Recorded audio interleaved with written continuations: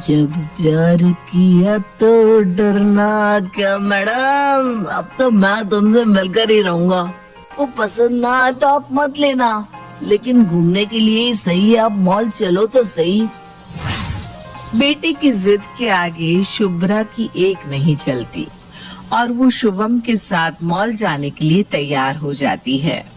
Mall में पहुंचने पर मम्मा ये देखो, यहाँ पर 60% ऑफ चल रहा है। चलो ना अंदर चलकर कपड़े देखते हैं, और अगर हमारे बजट में आएंगे तो हम यहीं से शॉपिंग कर लेंगे। मुझे तो लगता है कि यहाँ पर हमारे बजट में कपड़े जरूर मिल जाएंगे।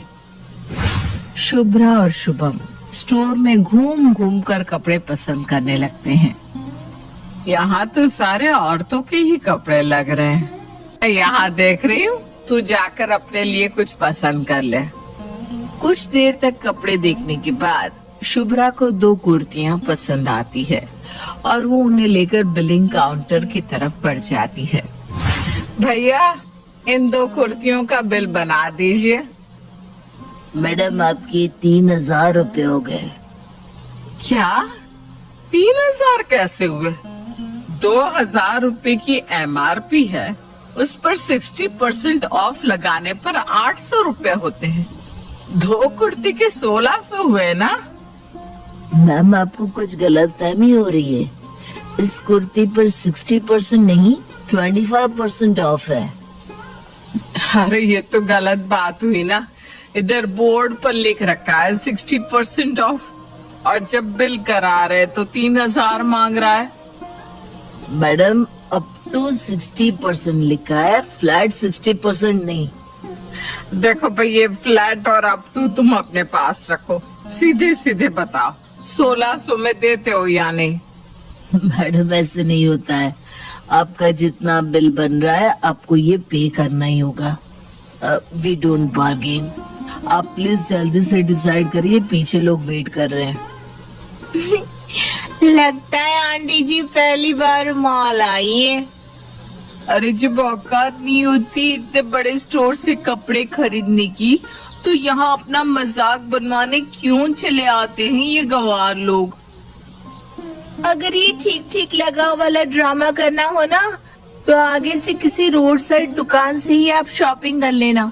यहाँ आकर अपने साथ साथ दूसरों का भी टाइम खराब कर रही हैं। लड़की की बात सुनकर आसपास खड़े लोग भी शुभ्रा पर हंसने लगते हैं। तुम लोगों के पास फालतू पैसा हो सकता है, लेकिन मैं मेरी मेहनत के पैसे ऐसे ही बिना सोचे समझे खर्च नहीं कर सकती। अरे आंटी, तो ये बात आपको स्टोर में घुसने से पहले सोचनी चाहिए थी ना। अब अगर आपका लेक्चर हो गया हो तो हम लोग भी बिलिंग करा ले। पीछे खड़ी लड़की के लगातार कटाक्ष और ताने सुनकर शुभ्रा वहां से हटकर जाने लगती है। तभी पीछे वाली लड़की बोल पड़ती है, पता नहीं कहाँ से आ जाते हैं। आकार ठेले वाली है और चले आते हैं मॉल में शॉपिंग करने। क्या हुआ मम्मी, आपकी आंखों में आंसू क्यों है? कुछ हुआ है क्या? मैंने मना किया था ना बेटा, मुझे मॉल में नहीं चलना। ये जगह हम जैसे मिडिल क्लास लोगों के लिए नहीं है। यहाँ लाकर तूने मुझे उपहास का पात्र बना दिया। जीवन में इतना अपमानित और छोटा मैंने कभी महसूस नहीं किया। पूरी बात बताओ मम्मा, आखिर हुआ क्या है? और ऐसा कहाँ लिखा है कि यहाँ हाई क्लास लोग ही आ सकते हैं? सामने जो लड़कियां बिल बनवा रही है ना, उन्होंने मेरा मजाक बनाया और फिर उसकी देखा देखी बाकी के लोग भी मुझ पर हंसने लगे। अभी इसका दिमाग ठिकाने लगा तो नहीं बेटा, इस तरह सामने से उससे उलझने का कोई फायदा नहीं है। उसकी जुबान इतनी गंदी है कि वो तेरा भी अपमान कर देगी। इसका दिमाग ठिकाने लगाने के लिए मेरे पास एक दूसरा तरीका है। ऐसे बदतमीज लोगों को सुधारना मुझे बहुत अच्छी तरह आता है। फिलहाल तू घर चल। लेकिन मैं इसे ऐसे नहीं छोड़ सकता मम्मा। इसकी हिम्मत भी कैसे हुई आपसे बदतमीजी करने की? अरे तुझसे किसने कहा कि हम इसे ऐसे ही छोड़ने वाले हैं? अपना ये गुस्सा बचा कर रख, बहुत काम आएगा। आज तो क्या, मैं मरते दम तक भी इसे माफ नहीं करने वाली। इतने सारे लोगों के सामने मेरा अपमान करके इसने जो गलती की है, उस गलती का पछतावा इसे सारी उम्र रहेगा। इन अमीर सादों को क्या लगता है, गरीब आदमी का कोई आत्मसम्मान नहीं होता? जब जी चाहे किसी के भी सामने उसे कुचला जा सकता है। लेकिन माँ, हम करने क्या वाले हैं? तूने बताया ना ये नक्चड़ी लड़की तेरे ही कॉलेज में पढ़ती है, तो बस अब तुझे किसी भी तरह उस लड़की को अपने प्यार में पागल करना है। और प्यार भी ऐसा होना चाहिए कि वो तेरे लिए सारी दुनिया को छोड़ने के लिए तैयार हो जाए। उसके बाद मैं धूमधाम से तेरी शादी इसके साथ करवाऊंगी। ये कैसी बात करी हो माँ? जिस लड़की ने मेरी मम्मा का अपमान किया, उसके साथ मैं शादी किसी जन्म में नहीं कर सकती। पागल मत बन, पूरी बात सुन। ये तो बस शुरुआत है, असल बात तो अभी शुरू ही नहीं हुई। इस घमंडी लड़की को घुटनों पर ना ला दिया तो मेरा नाम भी शुभ्रा नहीं। प्लान तो आपका बहुत अच्छा है मम्मा, लेकिन क्या आपको लगता है ये मेरी बातों में आ जाएगी? बेटा, प्यार में लोग कुछ भी करने को तैयार हो जाते हैं। बस तुझे इस आयशा के साथ प्यार का ऐसा नाटक करना है कि ये अपने बाप का सोने का पिंजरा तोड़कर तेरे साथ यहाँ आने के लिए तैयार हो जाए। तू इसके ऊपर इतना प्यार बरसा कि प्यार की चमक से इसकी आंखें चौंध आ जाए, सोचने समझने की शक्ति खत्म हो जाए। और जब तू इससे कहे ना, सब कुछ छोड़कर मेरे साथ चली आओ, तो ये कुछ भी सोचे बिना चुपचाप तेरे पीछे पीछे चली आए। जैसा शुभ्रा ने समझाया था, शुभम बिल्कुल वैसा ही करता है और धीरे धीरे आयशा के नजदीक जाने की कोशिश करने लगता है।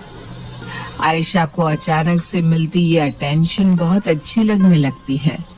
धीरे धीरे वो शुभम के प्यार में पड़ जाती है। तुम्हें देखने का बहुत मन हो रहा है आयशा, मैं तुमसे मिलने तुम्हारे घर आ रहा हूँ। प्लीज शुभम, ऐसे मेरे घर मत आना। पापा भी घर में ही है, बिना बात का ड्रामा हो जाएगा। कुछ ही देर में शुभम आयशा के घर पहुंच जाता है। आयशा, मैं तुम्हारे घर पहुंच गया हूँ, गार्डन में खड़ा हूँ। अब तुम बाहर आ रही हो या मैं अंदर आ जाऊं? देखो शुभम, पापा भी घर में ही है, तुम क्यों जिद कर रहे हो? आज ठीक है, तुम गार्डन में रुको, मैं बाहर आती हूँ। आयशा शुभम से मिलने के लिए गार्डन में आती है। वो भी शुभम से बातें कर ही रही थी कि उसके पापा आयशा को शुभम के साथ बातें करते हुए देख लेते हैं। आयशा, कौन है ये लड़का और हमारे घर में कैसे घुसा? पापा, ये मेरा फ्रेंड है, हम लोग कॉलेज में एक साथ ही पढ़ते थे। कॉलेज को खत्म हुए तो 2 महीने हो गए ना, अब ये यहाँ क्या करने आया है? पापा बस ऐसे ही मुझसे मिलने आया है। अगर मिलने आया है तो यहाँ ऐसे चोरों की तरह क्यों मिल रही हो इससे? सच सच बताओ, कौन है ये लड़का? आयशा, आखिर कब तक तुम झूठ बोलती रहोगी? अब मुझे ये बात कहने में कोई डर नहीं है कि मैं तुमसे प्यार करता हूँ, और जब हम दोनों एक दूसरे से सच्चा प्यार करते हैं तो फिर इसमें डरने जैसी कौन सी बात है? तुम्हारी हिम्मत कैसे हुई मेरे सामने खड़े होकर ऐसी बात करने की? देखिए अंकल, मैं कोई गलत बात नहीं कह रहा हूँ। मैं आयशा से बहुत प्यार करता हूँ और उससे शादी भी करना चाहता हूँ। अच्छा, तू मेरी बेटी से शादी करेगा? शक्ल देखिए अपनी, कपड़े देखो कैसे सड़क छाप लड़के जैसे पहन रखे, और आए हो मेरी बेटी से शादी करने। क्या करते हो तुम? पिताजी क्या करते हैं तुम्हारे? मेरे पापा नहीं अंकल, और मेरी मम्मी एक स्कूल में पढ़ाती है। मैं जॉब ढूंढ रहा हूँ, जल्दी ही मेरी नौकरी लग जाएगी। अपना ठिकाना नहीं है और चले हैं मेरी राजकुमारी जैसी बेटी से शादी करने। तुम्हें पता है इसका 1 महीना का कितना खर्चा है? तुम्हारे हाथ में ये जो फोन है ना, वो 10,000 का है, और मेरी बेटी के पास है वो 1 लाख का। अपना ये डब्बा फोन देखकर भी तुम्हें तुम्हारी औकात समझ में नहीं आई। जितनी तुम्हारी कमाई नहीं है, उससे ज्यादा तो मेरी बेटी 1 महीने में बाहर खाना खा लेती है। महलों के ख्वाब देखना छोड़ दो साहबजादे, और जाकर कुछ काम धंधे में मन लगाओ। आज के बाद अगर इस घर में दिखाई दिया ना, तो मुझसे बुरा कोई नहीं होगा। अंकल आप चाहे जो भी कर लीजिए, लेकिन आप मुझे आयशा से मिलने से नहीं रोक पाएंगे।